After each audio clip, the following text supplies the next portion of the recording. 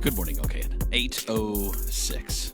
You know what could be Selcouth is, you know, that little pouch that's in the back of the dog where you have to squeeze it and get the stuff out every once in a while? Is that a thing that you choose I do not to do that. I take it to my vet to get that done. Oh, you do? Okay. Yes, it is worth it. You could go to Dry Pond Animal. Yes, I will take it to Dry Pond Animal Hospital every time. I'm so sorry. I apologize if your schedule just fills up. What is that called? The dog and the Get thing? the anal glands. Is that what it is? Is that what that really is? Yeah, but we mostly call it anal glands, but they're technically called anal sacs because the gland makes like the yuckiness that goes into the sac, and then it needs to get excreted every once in a while. What percentage of Lake Norman animals do you think that you've encountered in that? That's a deep relationship very quick. Yeah. Those doodles, it's usually a problem with the doodle dogs. Is that usually, or is it, smaller dogs? Small dogs. Yeah. Smaller dogs tend to have more issues, but yeah, I mean, all dogs have them, and it can cause issues in kind of any size or any breed. Just one of the things you might need a wonderful vet for. Dry Pond Animal Hospital. Look no further. drypondanimal.com. Not just animal hospital,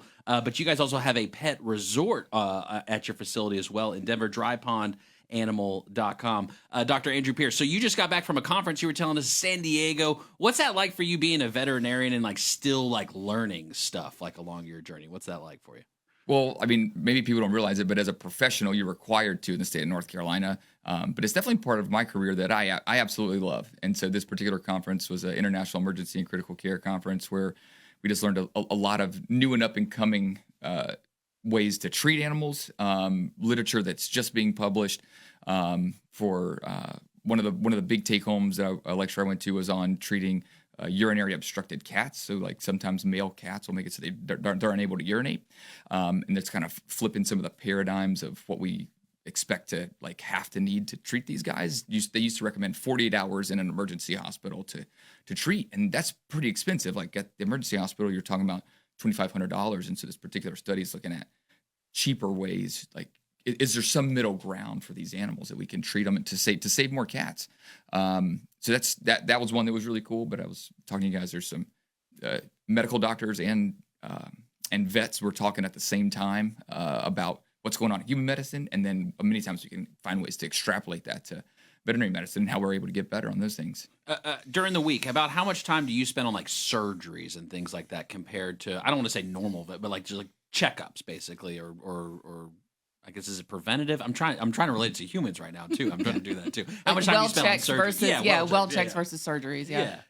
I've been out of the operating room personally more than I would like. I love doing surgery. A couple weeks ago, I took out a string that a cat had eaten. The strings that they hang up on the wall that they just bounce.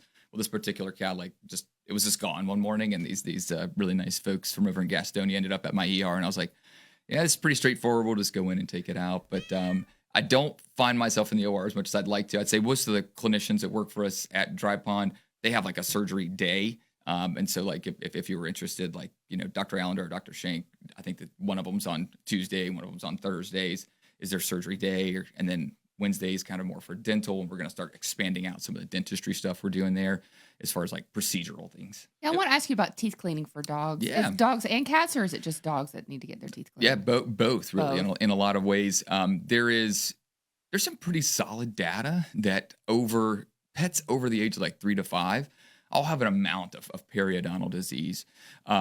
We struggle in the veterinary profession on giving an accurate estimate to people because you can imagine your dog's in there and they're wiggling around and the vet's trying to look at their mouth.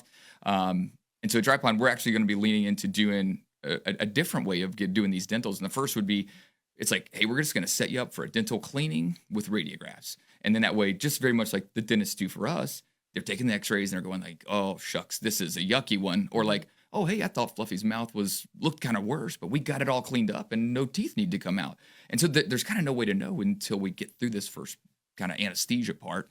And then we would be scheduling the ones that needed the extractions for an extraction day, as opposed to trying to wrap it all into one thing and us having to give you we'll be somewhere between $500 and $1,000. And then you just never know. And so that's one thing I think we're going to be moving forward with. The emergency services part is interesting because if it's something happened to a person, right, you call 911, right, in that sense. But for that animal hospital, that emergency service, people obviously just need to be aware that Dry Pond offers that, right? Correct, But beyond that, what's that kind of protocol or procedure that you recommend when we're dealing with animals? There's an emergency situation. Do you let them be? Do you call you first? Do you just pick them up, get them in the car? Kind of what kind of happens in those moments from people from the stories that you've heard and dealt with too? I mean, so I've got a unique perspective here again. So I'm the owner of Dry Pond Animal Hospital and Pet Resort, and fantastic general care there. We're looking at preventative ways to keep animals healthy there primarily. We do offer emergency services for pets in cases that need it. But also as the medical director that founded Denver Animal Emergency, if you think your pet's having an emergency, I would just strongly encourage you just to pick up the phone and call Denver Animal Emergency. Many of the technicians, our front end staff, our client service representatives are there. And even on the busiest of days, the veterinarian, if need be, it's just a quick touch base with the vet. Like, hey, my dog ate this much chocolate. Mm-hmm. Let me talk to the vet real quick, and they can do a quick calculation and go, hey, you know what? Your pet's probably going to be just fine, or actually bring this one in, or hey, my dog ate this really odd medication that I happen to have around. And then we would just advise you to call like the ASPCA poison control or something along those lines. Yeah. But more often than not, I'll say is I would encourage you to call vets in the case of emergency, but I would say probably 85-90% of the time, it's like, just come in, bring the dog, bring the cat in that you think is sick, and allow that vet to start working things up or to talk you through what's going on. And many of us are happy to kind of talk through what we call spectrum of care of like, hey, actually things look pretty good. Let's do the exam, maybe some meds. They're like, oh man, I'm pretty concerned. Let's talk about blood work or other diagnostics. You brought up chocolate. Is it any chocolate at all is like bad for the dog, or is it like the school book, the little kid book that I read to my son the other week, where it's like the dog can choke on chocolate? That's bad.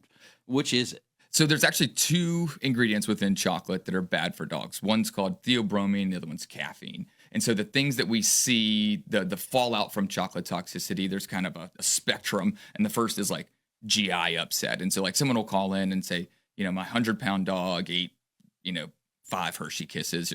That guy's gonna be just fine because it's milk chocolate. But so that in the spectrum of chocolates, there's dark chocolate, and then there's even Baker's chocolate has the greatest concentration of the theobromine and caffeine. And so the worst chocolate cases that we'll see, not only will they have GI upset, but they can go into like tremors, and sometimes those tremors can even lead to seizures. And so that's one reason we would say, if your dog gets into chocolate, if it's a small amount, milk chocolate, in a larger dog, you're probably fine, but never hesitate to give us a call at Denver Animal Emergency. We're happy to. We've got, we have resources that we could just quick plug some stuff in and be able to kind of give you that peace of mind and kind of let you know more about what's going on there. But if it's Baker's chocolate, especially in a small dog, it's like, just load them up, bring them in, and we'll talk you through the way we need to treat them. If you care about your pet at all, you want a professional. You want a veterinarian that knows what they're doing. Dr. Andrew Pierce, Dry Pond Animal Hospital. DryPondAnimal.com is the website. Check out the pet resort, too. If you're traveling around, you need a place to keep your pet, to board your pet while you're gone. You want somebody who cares and takes care of the pet like it's their own. And that's what they do there at Dry Pond as well. DryPondAnimal.com. Thanks, Dr. Andrew. Thank you, guys.